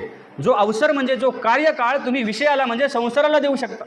ज्या वयात तुम्ही संसार करू शकता ना, त्याच वयामध्ये तुम्ही परमार्थ करू शकता. लोक म्हणतात बाबा आताच काय गडबड आहे, मग म्हातारपणी करू की गुरु. मग म्हातारपण पडले की देवदेव करायसाठी अख्खी लंका बाकी म्हणतात. लंका बाकी आहे, ऐकलं ना तुम्ही हा शब्द? हे लंका बाकी आहे म्हणजे काय, मला कळतच नाही. म्हणजे तुम्हाला काय गॅरंटी आहे की तुम्ही जगणार आहात? मला माहिती नाही की हे प्रवचन करून मी माझ्या घरापर्यंत आश्रमापर्यंत पोहोचेल की नाही, मला गॅरंटी नाही त्याची. तुमचं मरण कोणत्या क्षणावर तुमची वाट पाहत आहे कोणालाच कल्पना नाही. आपण म्हणतो लंका बाकी आहे. अरे क्षणिक जीवन आहे माणसं तुझं, पाण्यावरचा बुडबुड आहे, कधी फुटून जाशील ना, कळणारही नाही तुला. बसल्या बसल्या माणसाला खटका नाटकातून जागेवरती जातो, दवाखान्यातही नेऊ देत नाही, पाणीही पिऊ देत नाही. आपल्या हातात काहीच नाही माय बापू. हो, विचार करा. आता जी वेळ तुमच्याकडे आहे ना, ह्या वेळेचा सदुपयोग करून घ्या, लक्षात घ्या.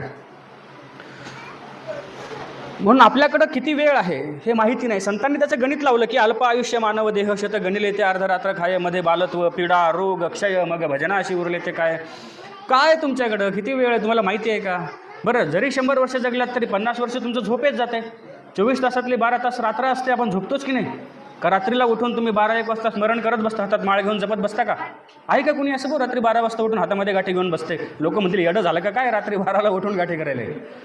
कोणीच नाही करत. अर्ध आयुष्य तुमचं झोपेत गेलं. त्यात बालत्व पीडा रोग क्षय किती गोष्टी आहेत. तो लहानपणी 12 वर्षाचा होईपर्यंत शेंबूड पुसायचं माणसाला कळत नाही. तो देवदेव काय करणार? पीडा आहेत, रोग आहेत, व्याधी आहेत, कोणाची शैरिक आहे, कोणाचं लग्नच आहे, कोणाचा टिळाच आहे, कोणाची तेरवच आहे. ह्याच्यामध्येच आपलं अख्खं आयुष्य जातं. कोणाच्या सोयरीकी लावायच्या आहेत, कोणाच्या भानगडी मिटवायच्या, त्याच्यातच आपलं सगळं जीवन चाललं आहे. आणि मग भजनाशी उरले ते काय? अरे किती वेळ तुझ्याकडे भजनासाठी शिल्लक आहे? भल्या माणसा विचार कर. काहीतरी त्या दृष्टीनं आत्मचिंतन करशील का नाही? पण आपल्याला मात्र अहंकार आहे. आपण एकेका माणसाला स्मशानात पोहोचून येतो. काल रामराव मेला, त्याला स्मशानात नेलं. उद्या शामराव मेला, त्याला स्मशानात नेलं. परवा व्यंकटराव मेला, त्याला स्मशानात नेलं. परवा गणपतराव मेला, त्याला स्मशानात नेलं. एकेका माणसाला स्मशानात नेताना तुम्हाला असं वाटतं की मी मरणार नाही, मी सगळ्याला मसनात नेऊन घालेल पण मी मरणार नाही. प्रत्येकाला वाटतं की नाही असं? तुम्हाला वाटतं का मी मरणार आहे म्हणून? तुम्हाला कळतं का मी मरणार आहे? आज नाही, उद्या नाही, कधी ना कधी तू मरणार आहेस. प्रत्येकजण मरणार आहे. तुम्ही, मी, कोणीही असो. मी तुम्हाला सांगतो की समजा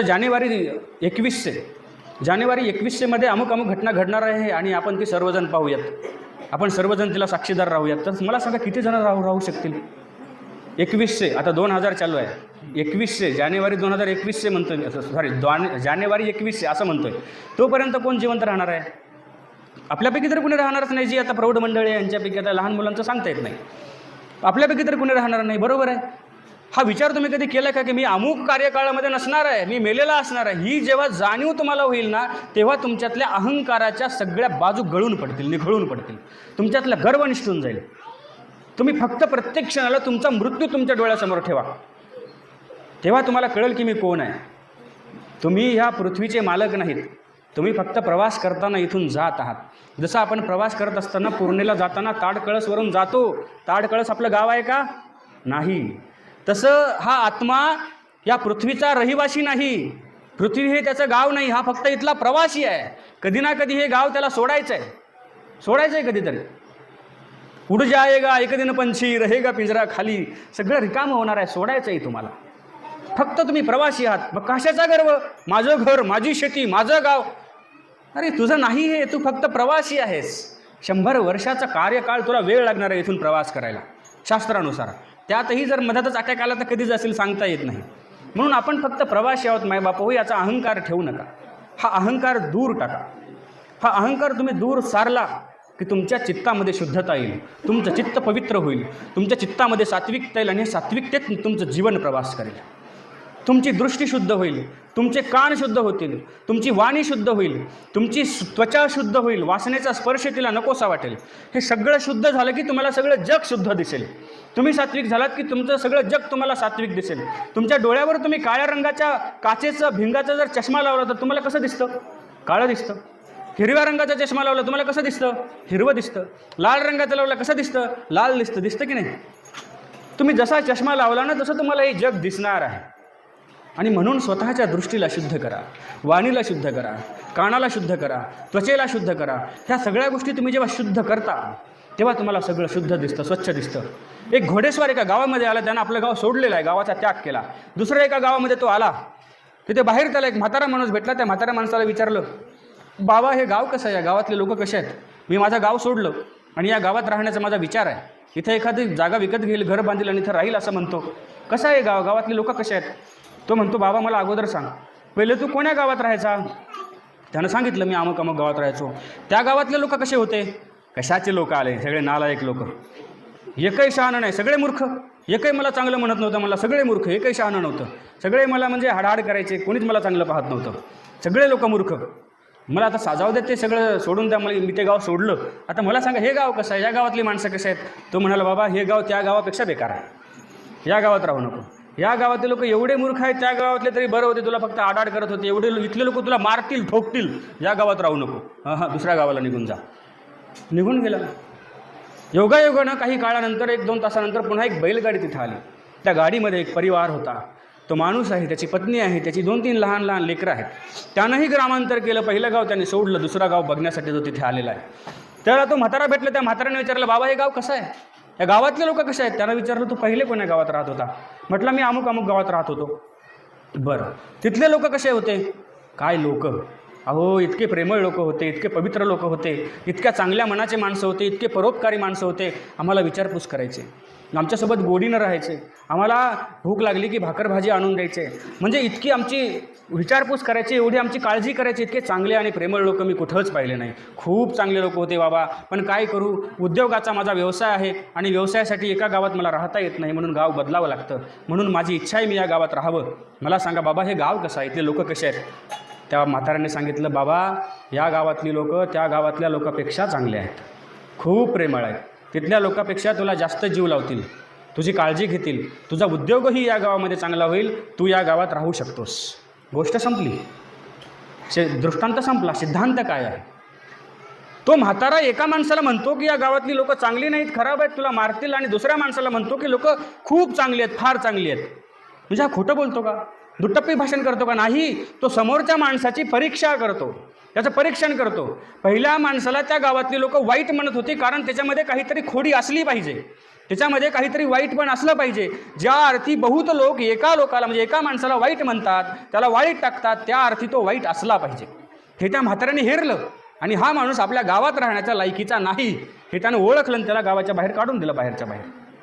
पण ज्या अर्थी दुसरा माणूस त्या गावातल्या लोकांना चांगलं म्हणतो, याचा अर्थ त्याची दृष्टी चांगली आहे, लोकांकडे पाहण्याची त्याची दृष्टी चांगली आहे, कृतज्ञतेचा भाव त्याच्या अंतःकरणामध्ये आहे, म्हणून तो त्यांना चांगलं म्हणतो, त्यांना आपलंसं वाटतं. ते हा माणूस जर या विचाराचा असेल तर हा माणूस आपल्या गावात राहिला पाहिजे असं त्या म्हाताऱ्याला वाटलं आणि म्हणून त्याला गावात येऊ दिलं.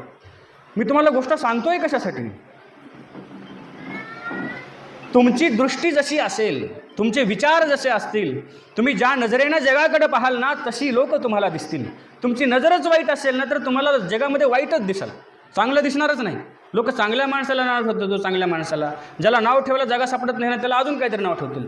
एक चांगला महाराज होता, सुंदर कीर्तन करायचा, गावोगावी जाऊन धर्मप्रबोधन करायचा, अतिशय निर्मळ माणूस, चांगल्या स्वभावाचा, देवधर्म करणारा. सगळे लोक त्याचं नाव घ्यायचे, सगळे लोक नावाजला, सगळ्या भागामध्ये त्याचं नाव लौकिक झालं. पण काही लोक मात्र विघ्न संतोषी असतात, त्यांना इतरांना चांगलं म्हणलेलं बरं वाटत नाही, मग त्याच्यात काहीतरी उणीव शोधायची. पण त्या बिचाऱ्या साधूमध्ये काहीच उणीव नव्हती, काहीच उणीव नव्हती. काय शोधायची, काय शोधायची, काय शोधायची. आणि मग त्यांना एक पत्ता लागला, आश्चर्याची गोष्ट कळाली त्यांना, ह्याच्यामध्ये कमीपणा सापडण्याची, शोधण्याची. आणि मग असे काही 4-5 माणसं बसले होते, म्हणू लागले, वा वा वा, महाराजाचं कीर्तन काय छान झालं आज गावात, किती निर्मळ माणूस आहे, किती चांगला माणूस आहे, किती श्रद्धावान माणूस आहे, किती देवाची भक्ती करणारा माणूस आहे.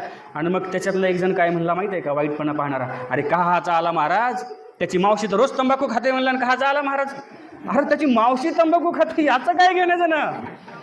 त्याची दृष्टी वाईट आहे म्हणून त्याला त्याच्यात काहीतरी वाईट शोधायचं होतं म्हणून त्याची मावशी तंबाखू खाते हे कारण त्या महाराजाला जोडायचं. असं करू नका. आपली नजर चांगली करा, दुसऱ्याकडे चांगलं बघा. दुसऱ्याची निंदा करण्यामध्ये आपल्याला लई रस. बाया एकत्र येतात तेव्हा तुला माहीत आहे का, सखूची पोरगी गंगूच्या पोरासोबत पळून गेली, तुला माहीत झालं का? लई खुरापती करण्याचं सवय.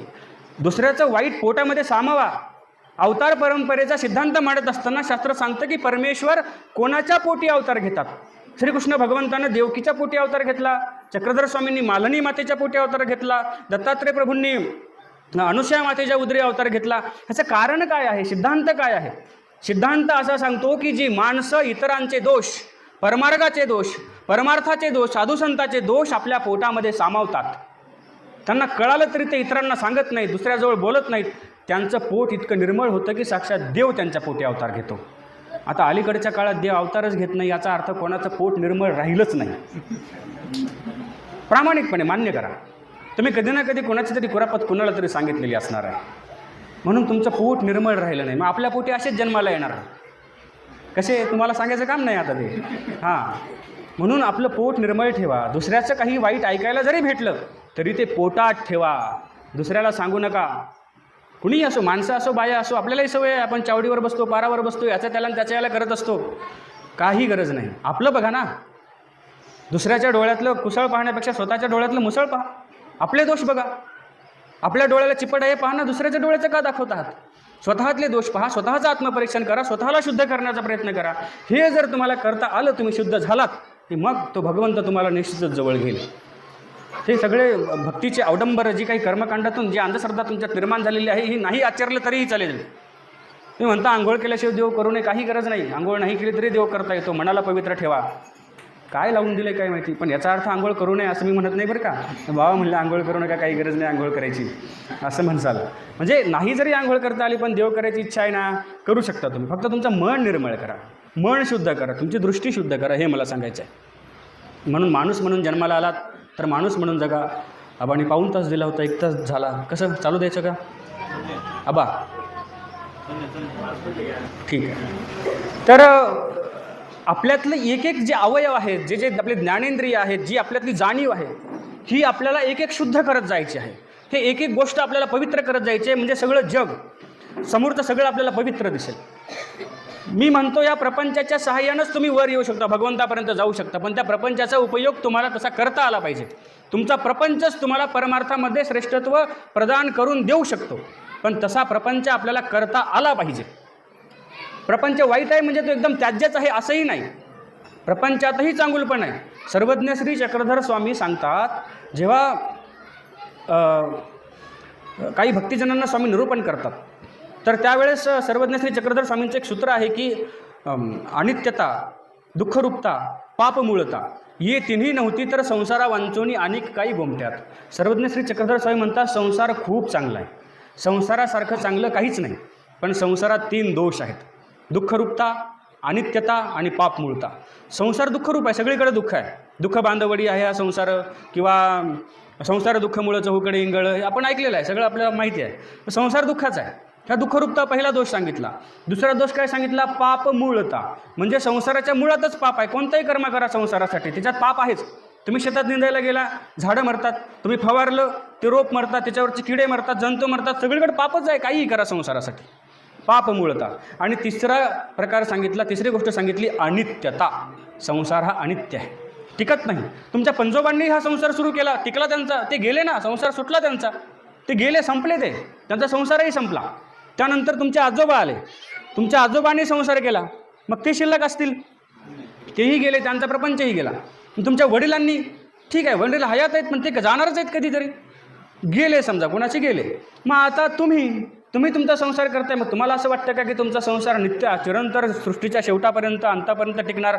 अजिबात नाही, संपणारच आहे. म्हणून संसार अनित्य आहे. एखाद्या मुलीला पाहायला मुलगा आला आणि मग तो मुलगा तिला आवडला, मुलाला मुलगी आवडली, शौरिक पक्की झाली, पण मधल्या माणसानं नंतर येऊन मुलीला सांगितलं बाकी सगळं चांगलं आहे, त्याच्याकडे 100 एकर जमीन आहे, सासू सासरे इतके प्रेमळ आहेत की तुला मुलीसारखं सांभाळतील, इतके चांगले आहेत, घरही चांगलं आहे, टोलेजंग बांधलेलं आहे, सगळी आर्थिक सुबत्ता आहे, काहीच बघायचं काम नाही, पण मुलगा दारू पितो, आणि दारू पितो म्हणजे अशी काय फक्त रात्री पित नाही, रात्र असो दिवस असो तो दारू पितच राहतो, हे त्याला व्यसन आहे. मुलगी म्हणते सासू सासरे चांगले आहेत का? हो. 100 एकर जमीन आहे का? हो. आर्थिक सोबतता आहे? हो. घर बांधलेलं आहे, घरात AC आहे, फ्रीज आहे, कूलर आहे, TV आहे? हो. काय करायचं आहे मला, हरकत नाही, मी करेन लग्न. पण ते ठीक आहे, पण अजून एक गोष्ट आहे, म्हणे काय, पोरगा जरा बाहेर खाली आहे, त्याला बाहेरचा थोडासा नाद आहे, तो वेश्यावृत्ती करतो, म्हणजे तो तिकडे जातो, त्याला वाईट सवय आहे, तो तमाशाला जातो, वेगळ्या गोष्टी तो करतो. बाकी सगळं चांगलं आहे ना, सासू सासरे चांगले आहेत ना, घर चांगलं आहे, शेती आहे भरपूर, सगळी सोबतता आहे, काही हरकत नाही, जाऊ दे ना, तो त्याचं त्याला काय करायचं करू दे, मला काय करायचं आहे, मी सुखात राहीन ना, बस झालं. मग पण अजून एक गोष्ट शेवटची, म्हणजे काय, त्याला झालेला आहे कॅन्सर आणि ती काही 6 महिन्याच्यावर आता जगत नाही. आता असं म्हणल्यावरही जर एखादी मुलगी लग्न करत असेल तर ती मग आपल्यासारखीच. म्हणजे कसं, संसार अनित्य आहे सांगितला, जीव म्हणाला ठीक आहे असू द्या अनित्य, मला कुठं इथं कायमचं राहायचं, मी अनित्यच आहे. बरं तेवढंच नाही, दुःखरूप आहे, दुःखरूप आहे का, ठीक आहे मी करण सहन, काही हरकत नाही. बरं अरे पाप मूळ आहे, पण तरीही हा जीव संसारामध्ये गुंततोच, तरी हा संसाराची संलग्न होतोच, संसारामध्ये रमतोच, संसारामध्ये गुंतूनच आहे. आणि मग हा संसार ह्या सगळ्या गोष्टीनं भरलेला आहे. परंतु मी म्हणतो ह्या 3 गोष्टी जर कळल्यानंतर संसारासारखं चांगलं काहीच नाही. तुमचा प्रपंचच तुम्हाला परमार्थाकडे नेण्यासाठी कारणीभूत आहे, पण तसा करता आला पाहिजे. उदाहरण देऊन सांगू, माझ्या आईवडिलांनी संसार केला म्हणून मला परमार्थ घडला. जर माझ्या आईवडिलांनी संसार केला नसतं तर मी परमार्थात आलो असतो का? शक्यच नव्हतं. प्रपंच हे परमार्थाचं मूळ आहे, लक्षात घ्या. प्रपंचाशिवाय परमार्थ शक्यच नाही. प्रपंचच नसता तर हे ऋषीमुनी देवदेव जे जन्माला आले, ज्यांनी अवतार घेतला, शक्य झालं असतं का? नाही. हे सगळं झालं प्रपंचामुळं. म्हणून प्रपंच पवित्र आहे, तो चांगला आहे, पण त्याचा तसा उपयोग करता आला पाहिजे. एका माणसाचा, शेतकऱ्याचा एक म्हातारा बैल विहिरीमध्ये पडला आणि त्याला वर येता येत नव्हतं, पाणी होतं, तो थोडाफार पोहण्याचा त्याने प्रयत्न करत होता. त्याने आजूबाजूच्या सगळ्या आपल्या माणसांना आवाज दिला, अरे बळी इकडे ये, अरे भगवंता इकडे ये, अरे गणपती इकडे ये, सगळ्यांना आवाज आरोळ्या दिला, सगळ्यांना बोलवलं. आणि ह्या बैलाला वर कसं काढायचं, त्यांनी दोऱ्या टाकल्या, उचलण्याचा प्रयत्न केला, उचलता येत नव्हतं, म्हातारा होता, त्या दोऱ्या त्याला काचत होत्या, काय करावं काय नाही. त्यांनी ठरवलं आता JCB बोलवायची आणि आजूबाजूला असलेला सगळा खडक त्या विहिरीमध्ये ढकलायचा आणि त्या बैलाला तिथेच पुरून टाकायचं, त्याची यातना बघवत नाही, कारण असाही तो म्हातारा झाला. आणि म्हणून त्यांनी काय केलं, JCB बोलवली आणि त्या JCBनं हळूहळू आता ती माती विहिरीमध्ये ढकलायला सुरुवात केली. जशी जशी माती विहिरीमध्ये जात होती, जशी जशी विहिरीमध्ये जात होती, त्या बैलाला सुरुवातीला संभ्रम येतो, अरे काय होतंय, अचानक आपल्यावरती काय पडतं, आपला मालक काय करतोय, आपल्याला पुरून टाकतो की काय, असं संभ्रम अवस्था त्याची निर्माण झाली. पण त्यानं युक्ती लढवली. जी माती त्यानं विहिरीमध्ये टाकली त्या मातीवरती जाऊन तो उभा राहायचा, परत दुसरीकडे माती पडायची, परत दुसरीकडे जायचं, असं करत करत करत करत ती माती विहिरीमध्ये भरत भरत येत होती. तसा तसा तो बैल त्या मातीच्या आधारानं वर वर वर येत होता.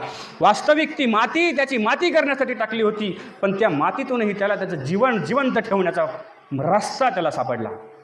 प्रपंच असाच आहे, आपली माती करायलाच आलेला आहे, पण त्या मातीतही तुम्हाला तुमचा रस्ता शोधता आला पाहिजे.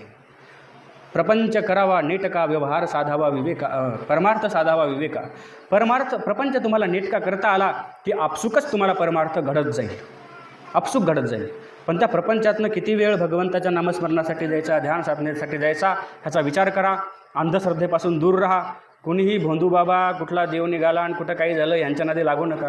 जो मुक्ती देणारा साक्षात परब्रह्म परमेश्वर अवतार श्रीकृष्ण भगवंत आहे, त्याची एकनिष्ठ भक्ती करा, अनन्य भक्ती करा आणि आपलं जीवन साफल्य करून घ्या, एवढं सांगतो. आणि गेल्या 6 वर्षापासून, आजचं हे आपलं 7वं वर्ष आहे, आत्तापर्यंत मला या ठिकाणी बोलवून ही धर्मसेवा करण्याची, तुमच्या सर्वांशी हितगुज साधण्याची, तुमच्या पवित्र दर्शनाची संधी मला ज्यांनी उपलब्ध करून दिली, ते सर्व ह्या नवरात्र महोत्सवाचे जे काही आयोजक संयोजक जी काही मंडळी आहेत, त्या सर्वांचं मी ऋण व्यक्त करतो की त्यांच्यामुळं मला तुमच्याशी हितगुज साधता आलं, तुमच्याशी बोलता आलं, तुमच्यासमोर भगवंताचे काही विचार, त्याचं ज्ञान तुमच्यापर्यंत पोहोचवता आलं, यासाठी मी स्वतःला धन्य समजतो. आणि ह्या कार्यक्रमासाठी जसं आता आमचे मधुकर आबा आहेत, आमचे बाबाराव काका आहेत, आपले वकील अण्णा आहेत, त्यानंतर आपले मंदिराचे व्यवस्थापक आपले दुसरे अण्णा आहेत, मला वाटतं किशनराव अण्णा, ही सगळी ज्येष्ठ मंडळी आहे, माझ्यासाठी वडीलधारी मंडळी आहेत. आणि ह्या सर्वांनी माझ्यासारख्या लेकराला हा सन्मान दिला. या ठिकाणी येऊन ह्या उंचासनावरती बसून तुम्हाला बोलण्याची संधी दिली. माझ्याकडे असलेलं तोडकं मोडकं ज्ञान का असेना, त्यांनी त्यांच्या सकारात्मक दृष्टीनं पाहिलं माझ्याकडे आणि मला या ठिकाणी येऊन बोलण्याची संधी दिली. आणि तुम्हीही सगळे कष्टकरी लोक, शेतकरी लोक, दिवसभर शेतात काबाड कष्ट करून सोयाबीनच्या बॅगा कापून हां, आणि सगळे घरातले कामं आटपून संध्याकाळी अंधारामध्ये पावसाचं इथं येऊन मागच्या 9 दिवसापासून 8 दिवसापासून रोज पोथीला आलात, न चुकता प्रवचन ऐकायला आलात, त्याबद्दल सर्वात जास्त तुमचे ऋण व्यक्त करतो. कारण ऐकणारच नसलं तर बोलणारा काय बडबड करणार आहे? हां, हे की नाही? ऐकणारे फार गरजेचे असतात.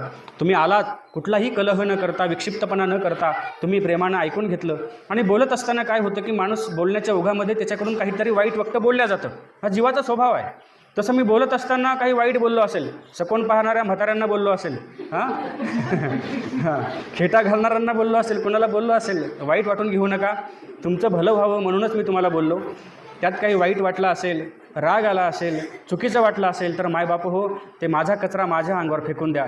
जसं सूप असतं बघा, soup, tomato soup, Manchow soup, हे सूप नाही, सूप पाकड्याचं सूप. ते सूप काय करतं? चांगलं मध्ये ठेवतं आणि जे गर्द असेल ते बाहेर फेकतं.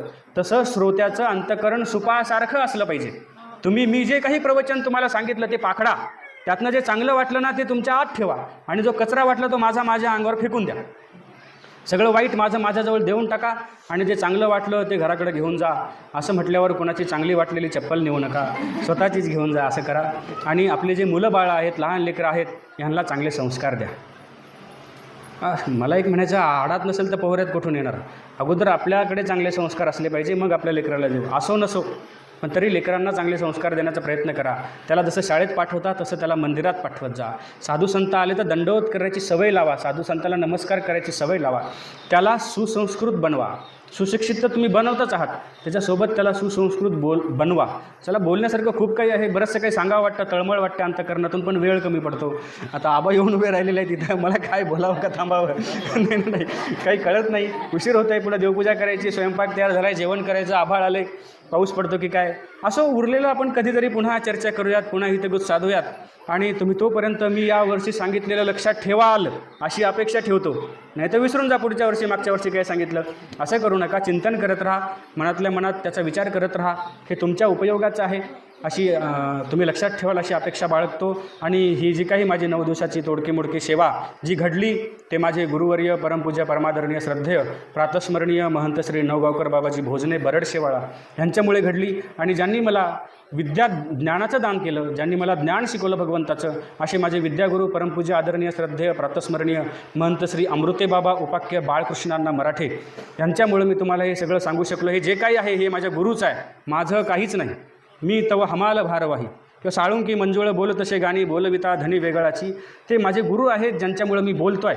माझं काहीच नाही, माझ्या गुरुनी मला दिलं म्हणून मी तुम्हाला सांगू शकलो. ह्याच्यातलं जेवढं तुमच्या उपयोगाचं वाटलं तेवढं ठेवून घ्या. बाकीचं तुम्ही विचार करा त्याचं काय करायचं आहे ते. एवढं तुमच्याकडून अपेक्षा बाळगतो आणि ही सेवा या ठिकाणी श्री दत्तात्रेय प्रभूंच्या चरणी समर्पित करतो आणि थांबतो. श्री दत्तात्रेय महाराज की जय.